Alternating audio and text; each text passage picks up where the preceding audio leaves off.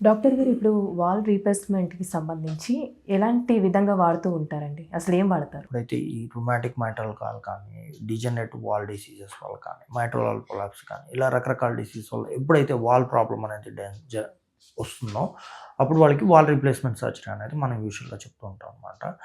ఈ wall replacement సర్జరీలో ఏమవుతుందంటే, లోపల ఏదైతే వాల్ ఉందో, ఆ వాల్‌ని తీసేసేసి బయట నుంచి వేరే వాల్స్ అనేది లోపల మనం ఇంప్లాంట్ చేయడం అనేది జరుగుతూ ఉంటది. మనకి మార్కెట్‌లో అయితే రకరకాల వాల్స్ అనేది అందుబాటులో ఉన్నాయన్నమాట. ఇందులో మనం ముఖ్యంగా చెప్పుకోవాల్సింది ఏంటి అంటే, ఒకటి మెకానికల్ వాల్స్ అంటాము. 2 బయోప్రోస్థెటిక్ వాల్స్ అంటాం అనమాట. మెకానికల్ వాల్స్ అంటే ఏంటంటే, ఇవి మేడప్ ఆఫ్ పైరోలేటెడ్ కార్బన్ కానీ, లేకపోతే ప్లాస్టిక్‌తో కానీ వీటితో తయారు చేస్తాం. ఇవి ఏంటంటే లాంగివిటీ ఎక్కువ ఉంటదనమాట. హ్మ్.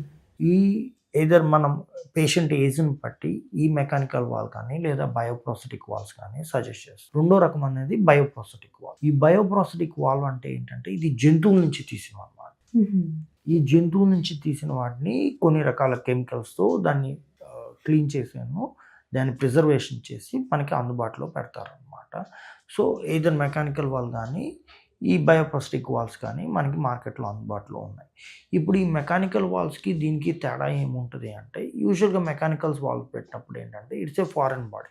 అందువల్ల ఏమవుతుందంటే, లోపల అనేది బ్లడ్ అనేది దాని మీద అతుక్కొని క్లాట్ ఫార్మ్ అయ్యే టెండెన్సీ ఎక్కువగా ఉంటది. హ్మ్. సో, ఆ క్లాట్ ఫార్మింగ్ టెండెన్సీని తగ్గించుకోవడానికి యాంటీకోయాగులెంట్స్ అనేవి పెడతాం. అంటే బ్లడ్ థిన్నర్స్ అనేవి పెడతాం అనమాట. ఈ బ్లడ్ థిన్నర్స్ కూడా ఏందంటే కొంచెం high range blood thinners like acitrom గానీ, వార్ఫారిన్ ఇలాంటివి పెడతాం అనమాట. విటమిన్ కే యాంటాగోనిస్ట్ అంటాం. వీటిని పెడతాం. వీటిని పెట్టడం వల్ల ఏమవుతుందంటే బ్లడ్ అనేది పల్చగా ఉండటం వల్ల బ్లడ్ క్లాటింగ్ అనేది చాలా తక్కువగా ఉంటది. అండ్ ఆ వాల్వ్ అనేది ఫంక్షనింగ్ అనేది బాగుంటదనమాట.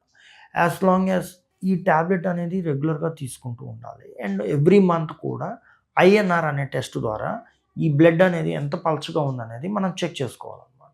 ఇలా చేయటం వల్ల ఏమవుతుందంటే నార్మల్‌గా ఉండాల్సిన దానికంటే 2-2.5-4 టైమ్స్ వరకు రేంజ్‌లో ఉన్నంత సేపు బ్లడ్ నార్మల్‌గా ఉన్నట్టు వాళ్ళకి. అంటే వాళ్ళకి కావాల్సిన రేంజ్‌లో ఉన్నట్టు. దాన్ని థెరపటిక్ రేంజ్ అంటామనమాట. హ్మ్. థెరపటిక్ రేంజ్‌లో ఉన్నంత కాలం కూడా ఈ వాల్ మీద బ్లడ్ అనేది క్లాట్ కాదు. అండ్ వాల్ ఫంక్షనింగ్ అనేది నార్మల్‌గా బాగుంటుందనమాట. హ్మ్. అదే బయోప్రోస్థెటిక్ వాల్‌కొచ్చేసరికి ఈ బ్లడ్ థిన్నర్స్ అవసరమైతే పడదు. ఓకే.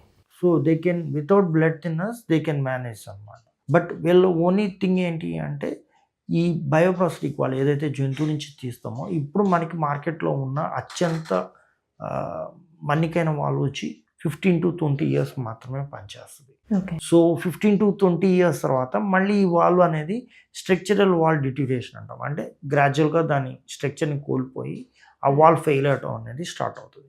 ఎప్పుడైతే అది ఫెయిల్ అవ్వటం స్టార్ట్ అవుతదో, అది మళ్ళీ ఫ్యూచర్‌లో దాన్ని మార్చుకోవాల్సిన అవసరం. హ్మ్. అందుకే ఈ బయోప్రోస్థెటిక్ వాల్ అనేది యూజువల్‌గా ఏంటంటే 60 ఇయర్స్ అండ్ అబోవ్ ఉన్నోళ్ళకి గనక మనం సజెస్ట్ చేస్తే, వాళ్ళకి యాంటీకోయాగులేషన్ అనేది మెయింటైన్ చేయాల్సిన అవసరం ఉండదు. And they lead their life normally. అంటే లైఫ్ స్టైల్ గూడా ఏ విధంగా ఉండాలండి? ఒకవేళ రీప్లేస్‌మెంట్ అయిన తర్వాతకి? లైఫ్ స్టైల్ అనగా యూజువల్‌గా ఇందాక చెప్పినట్టుగానే ఎవరైతే ఈ మెకానికల్ వాల్ అంటే యూజువల్‌గా యంగ్ పేషెంట్స్‌లో మనం చేసినప్పుడు ఏంటంటే మెకానికల్ వాల్ సజెస్ట్ చేస్తూ ఉంటాం. మెకానికల్ వాల్ సజెస్ట్ చేసినప్పుడు ఏంటంటే ఈ యాంటీకోయాగులేషన్ అనేది వాళ్ళు పాటించాల్సొస్తుంది.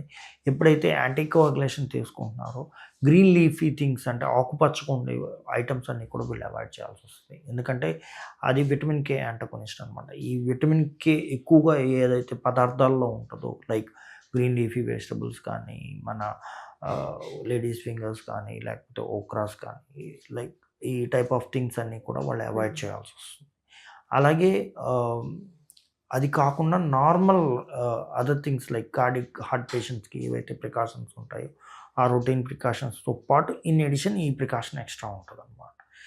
అలాగే బయోప్రోస్థెటిక్ వాల్‌కొచ్చేసరికి ఈ యాంటీకోయాగులేషన్ అనేది అవసరం లేదు కాబట్టి దే కెన్ ఈట్ నార్మల్లీ.